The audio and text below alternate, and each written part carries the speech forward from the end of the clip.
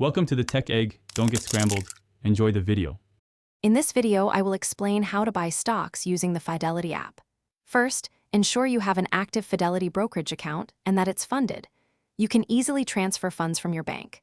Next, download the Fidelity Investments app from your app store and log in securely.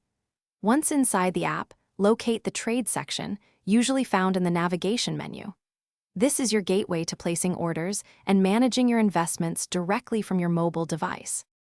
After entering the Trade section, you'll want to find the stock you wish to purchase. Use the search bar at the top to type in the company name or its ticker symbol. Once you select a stock, you'll see its current quote, interactive charts, and important metrics like market cap and dividend yield.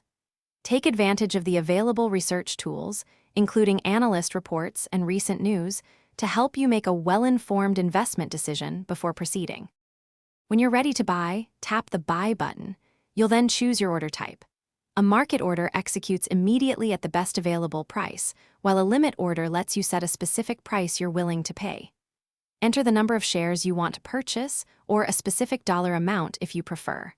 Always double-check all the details of your order, including the stock symbol, quantity, and order type, before you hit the final Place Order button.